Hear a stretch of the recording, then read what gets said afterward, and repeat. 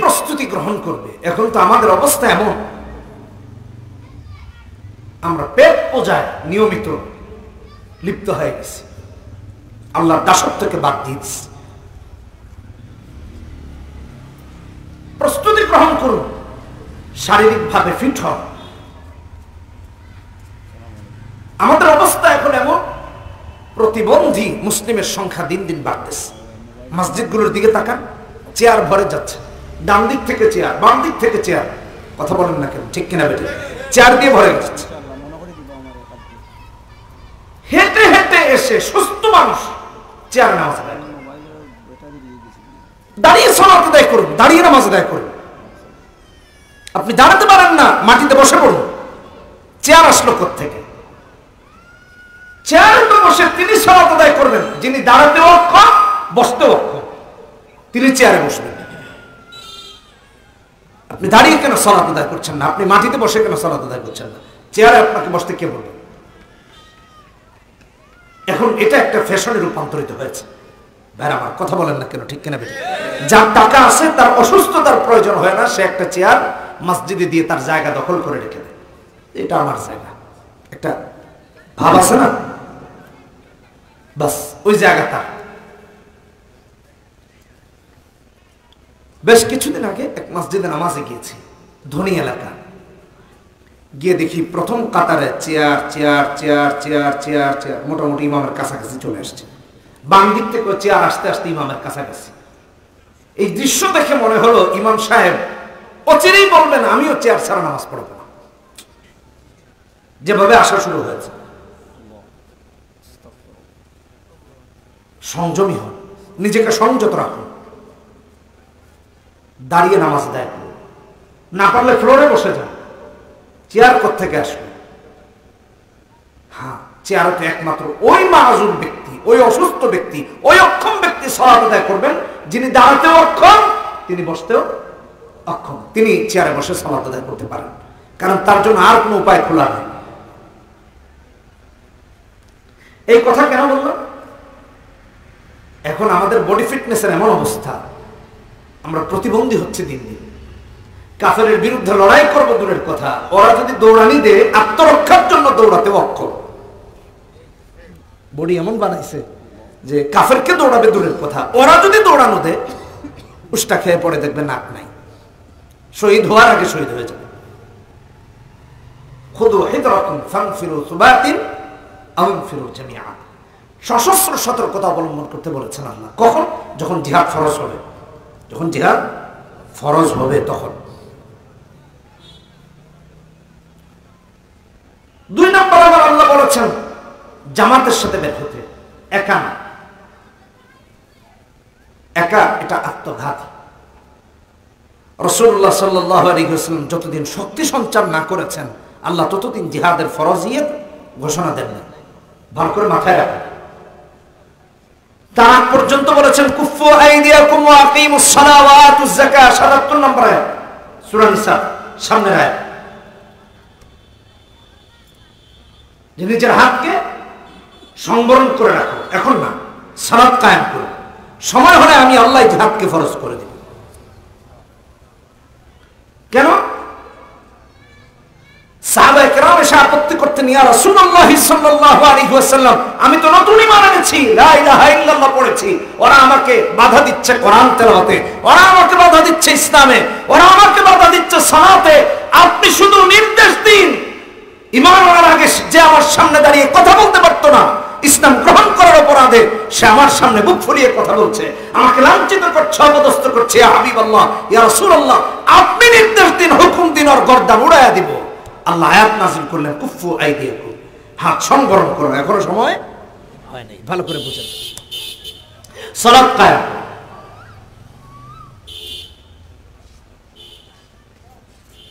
অতঃপর রাসূল সাল্লাল্লাহু আলাইহি ওয়াসাল্লামকে আল্লাহ তাআলা হিজরতের নির্দেশ দিলেন। তিনি হিজরত করেছেন, মদিনায় চলে গেছেন। ভালো করে বুঝেন। তার আগ পর্যন্ত আল্লাহ তাআলা রাসূল সাল্লাল্লাহু আলাইহি ওয়াসাল্লামকে নির্দেশনা দিয়েছেন, সাহাবীদেরকে নির্দেশনা দিয়েছেন, কোনো কিছু করা যাবে না, আমার নির্দেশের অপেক্ষা করুন। আজকে আমরা দিন কায়েম করতে চাই বিক্ষিপ্ত ভাবে। এর চেয়ে বড় বোকামি অপব্যাখ্যা, অগ্রহণযোগ্য কাজ আর কিছুই হতে পারে না।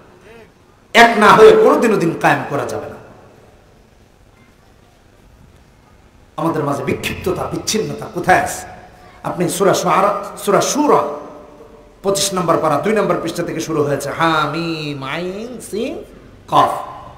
আপনি 13 নম্বর আয়াত দেখেন, আল্লাহ বলেছেন শারা আলাকুম মিনাদ দীনি মা ওয়াসা বিহি নূহা, বড় আয়াত। লাস্টে বলেছেন আন আকিমুদ্দিন ওয়া লা তাতাফাররাকু ফি। আল্লাহ সূরা আল ইমরানেও বলেছেন 4 নম্বর পারা 2 নম্বর পৃষ্ঠায় বারবার বলেছেন একতাবদ্ধ হও। এবং লড়াইয়ের ক্ষেত্রে আল্লাহ বলেছেন এক হয়ে লড়াই করো, একতাবদ্ধ হয়ে লড়াই করো, জামাতের সাথে গিয়ে লড়াই করো। একা শত্রু পক্ষের বিরুদ্ধে যাবা তো নিজে আত্মঘাতী সিদ্ধান্ত নিবা, এটা মুমিনের সিদ্ধান্ত নয়, এটা ব্যক্তিগত কারণ। আমার কথা কি বুঝে আসতেছে? তাহলে জিহাদে যেতে হবে জামাতবদ্ধ হয়ে, একা।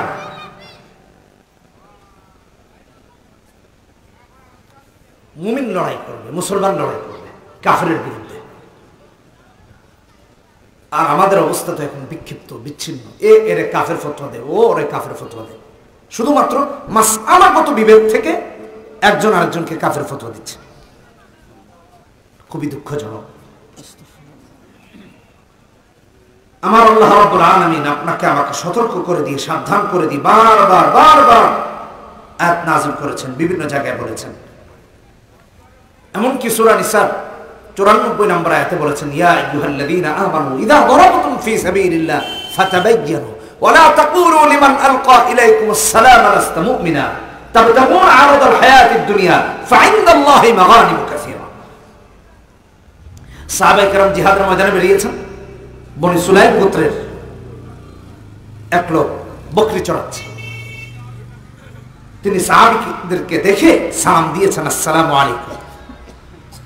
সাহাবায়ে কেরাম ভাবলেন যে আত্মরক্ষার জন্য সালাম দিয়েছে, আমাদের হাত থেকে বাঁচার জন্য। তিনারা ভাবলেন আসলে সে মুসলিম না, জান বাঁচাতে সালাম দিয়েছে, হত্যা করেছেন। রাসূলুল্লাহ সাল্লাল্লাহু আলাইহি ওয়াসাল্লামের কাছে নিয়ে আসছেন তার সব মাল সহ, গনিমত মনে করে। ফাইন্দাল্লাহি মাগানিমু কাসীরা। আল্লাহ বলেন আল্লাহর কাছে গনিমতের অভাব নাই। লা তাকুলু লিমান আলকা ইলাইকুমুস সালাম লাস্তা মুমিনা। যে সালাম দিয়েছে তাকে আপনি মুমিন মনে না করার কোনো কারণ নাই। তার আগে বলেছেন ফাতাবায়্যানু, যাচাই বাছাই করেন, তিনি মুসলিম না মুসলিম না, মুমিন না কাফের। আর আমরা যেই লোক সালাত আদায় করছে, যেই লোক নামাজ আদায় করে, যেই লোক দ্বীনের দাওয়াত দেয়, যার মাঝে কুফরি নাই, স্পষ্টভাবে কুফরি নাই, আমরা তার কাফের ফতোয়া দিয়ে দিচ্ছি। চিন্তা করেছেন? আর সাহাবায়ে কেরামের শানে আল্লাহ আয়াত নাযিল করে সতর্ক করেছেন। এই আয়াত কাদের জন্য? আমাদের জন্য নয় কি? তাহলে আমরা কেন এমনটা করতেছি? ভাই, অপরের ব্যাপারে মন্তব্য করতে একটু সাবধান হই, একটু সচেতন হই। রাসূলুল্লাহ সাল্লাল্লাহু আলাইহি ওয়াসাল্লাম এমন অবস্থা যখন দেখলেন, আমার আল্লাহ আয়াত নাযিল করে বলে দিলেন, কেউ যদি সালাম দিয়েছে যাচাই বাছাই ছাড়া তারা কাফের ভাবা জায়েজ নাই। কথা কোন ঠিক কিনা বেঠিক? সালামের ব্যাপারে যদি এমন হয়, তাহলে যিনি সালাত আদায় করেন আপনি তাকে কেমনে কাফের বলবেন? কথা বলেন আগে, কাফের বলা যাবে নাকি?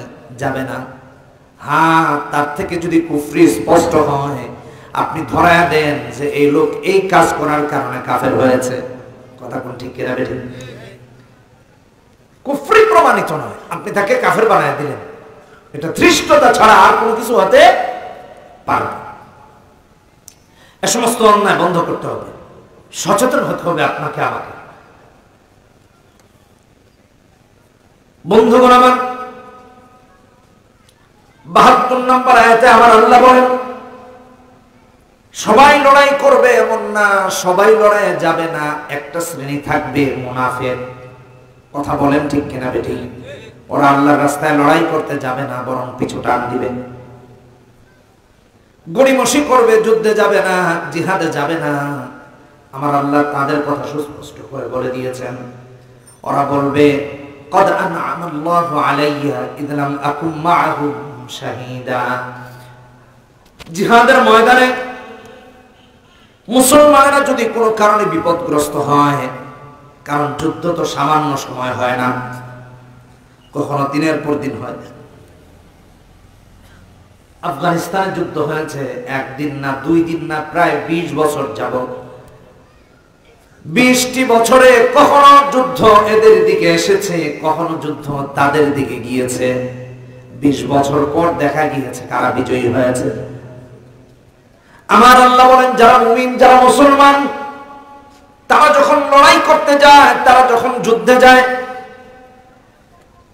মুনাফিকরা তখন আক্ষেপ করে না, বরং খুশি হয় আর বলে আল্লাহ আমাদেরকে বাঁচাইছেন। আউযুবিল্লাহ।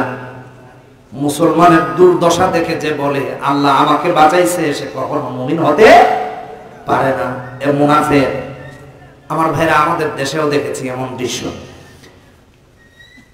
বিগত 16 বছরে হাজার হাজার আলেমরা জেল খেটেছেন, জেলে ঢুকেছেন মিথ্যা মামলায়। কথা কোন ঠিক কিনা? কখনো আলেমরা নবীকে অপমান করার কারণে রাস্তায় নেমেছেন, কখনো আলেমরা ইসলাম অবমাননার কারণে রাস্তায় নেমেছেন, কখনো আলেমরা মুসলমানদের ন্যায় নীতি অন্যায়ের বিরুদ্ধে রাস্তায় নেমেছেন। আলেমদের সাথে মুসলমানরা রাস্তায় নেমেছেন, হক্কানি আলেমদের সাথে রাস্তায় আন্দোলন করেছেন। অনেক বাবারা মারা সন্তানকে বলছে, বাবারে তুই যাইস না, তোরে ধরে নিয়ে যাবে, হুজুরদের সাথে যাইস না। এটা বহু জায়গায় শুনছি, বহু জনের থেকে শুনেছি। বলে কি হয়েছে মা? না যাইস না, তোরে গেলে হুজুরদের সাথে জেলখানায় ঢুকায় দিব। আলেমরা যখন গ্রেফতার হয়েছেন, জেলখানায় ঢুকায় দেওয়া হয়েছে, তখন বহু পরিবার তাদের ভাইকে, তাদের সন্তানকে বলেছে, দেখছো বলছিলাম না না যাইতে, এখন দেখো সব হুজুররা জেলখানায়, আল্লাহ তোমারে বাঁচাইছে। কোরআনের পক্ষে আন্দোলন করে নাই, আল্লাহ নাকি তারা বাঁচাইছে, জেলখানায় যায়। এটা মুনাফিকের বক্তব্য।